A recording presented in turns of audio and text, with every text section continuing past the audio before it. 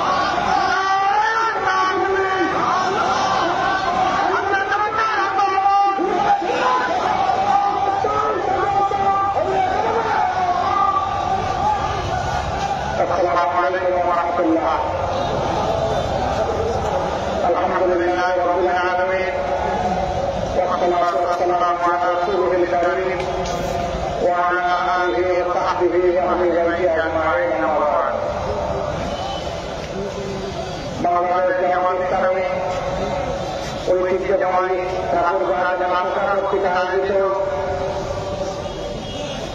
জেলামাইতুল মাঠে আজকের এই বিশাল কর্মী সম্মেলনের সম্মানিত সভাপতি বাংলাদেশ জামাত ইসলামী ঠাকুরগাঁ জামাতার আমির জনাব মোস্তাক বেলালুদ্দিন, মঞ্চে বসা অন্যতম বিশেষ অতিথি বাংলাদেশ জামাত ইসলামের অ্যাসিস্ট্যান্ট সেক্রেটারি জেনারেল, রাজশাহী বিশ্ববিদ্যালয়ের সিনেট সদস্য, বাংলাদেশ ইসলামী ছাত্র শিবিরের তাদের কেন্দ্রের সভাপতি জনাব মৌলানা রাজিদুল ইসলাম খান, অন্যতম বিশেষ অতিথি বাংলাদেশ জামাত ইসলামের অ্যাসিস্ট্যান্ট সেক্রেটারি জেনারেল, নির্বাহী পরিষদের সদস্য জনাব মৌলানা আব্দুল হামিদ, আঞ্চলিক জেলা এবং স্থানীয় নেতৃবৃন্দ, বন্ধু সংগঠনের নেতৃবৃন্দ, উপস্থিত সহকর্মী বন্ধুগণ, বিভিন্ন ধরনের যে সমস্ত ভাই এবং বন্ধুরা এসেছেন, আমার সেই সমস্ত ভাই এবং বন্ধুগণ, সাংবাদিক বন্ধুগণ, আমার সবার প্রতি সালাম, আসসালামু আলাইকুম ওয়া রাহমাতুল্লাহ। অন্যান্য ধরনের ভাইদের প্রতি অন্তর বিনিময় ভালোবাসা এবং শুভেচ্ছা। বাংলাদেশ আমাদের প্রতি মানুষের দেশ, হয়তো কম হয়তো দেশের কোথাও একটা বিপুল জনসংখ্যা নেই। বিপুল জনসংখ্যা নেই বাংলাদেশ। জনসংখ্যা কোনো অবিশ্বাস নয়, বরঞ্চ জনসংখ্যাটা জনশক্তিতে পরিণত করতে পারি নাই, এটা আমাদের ব্যর্থতা। করলে আসলে আমরা পরিণত করতে পারতাম, বাস্তবতা সকলের হাতে যদি আমরা না চলে যেতে পারতাম, এই দেশটা চেহারা বদলে যেত। এই দেশের মানুষ বিশ্বের বিভিন্ন জায়গায় সেই দেশের চেহারা বদলে দিচ্ছে, কিন্তু মানুষ নিজেদের দেশের চেহারা না বদলাতে সমর্থ হয়। আজকে আমি আমার বিশেষ শুক্রিয়া আদায় করছি, যারা নিঃশাসন, নির্যাতন,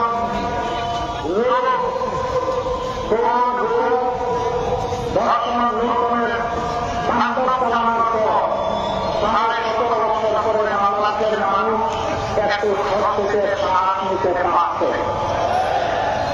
15.5 বছর বেশিরভাগই সরকারের বিরুদ্ধে এসে সকল বিরোধী দল সময় আন্দোলন করেছে। এই আন্দোলন করতে গিয়ে আমাদের মূল্যবান জীবন ধরে নিয়েছে। এই আন্দোলন করতে গিয়ে অনেকে বন্ধু হয়ে নামানো হয়েছে, অনেকে ধরে নিয়ে কাজ করা হয়েছে, পর্যন্ত তারা আপনজন জানে না তারা দুনিয়া গেছে আছে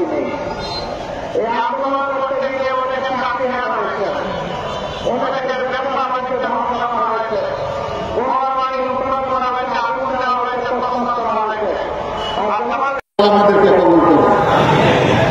আমরা বাংলাদেশ জামাতে ইসলামী আপনাদের কাছে বিশেষ অনুরোধ রাখতে চাই, আমাদেরকে যদি জনগণের কল্যাণে কাজ করতে দেখেন, দেশের কল্যাণে কাজ করতে দেখেন, দিনের কল্যাণে কাজ করতে দেখেন, আমরা যেন আপনাদের একটু ভালোবাসা পাই, আমরা যেন আপনাদের একটু দোয়া পাই, আপনাদের একটু সহযোগিতা পাই, ন্যায়সঙ্গত কাজে আপনাদেরকে যেন পাশে পাই, আপনাদেরকে যেন সাথে পাই।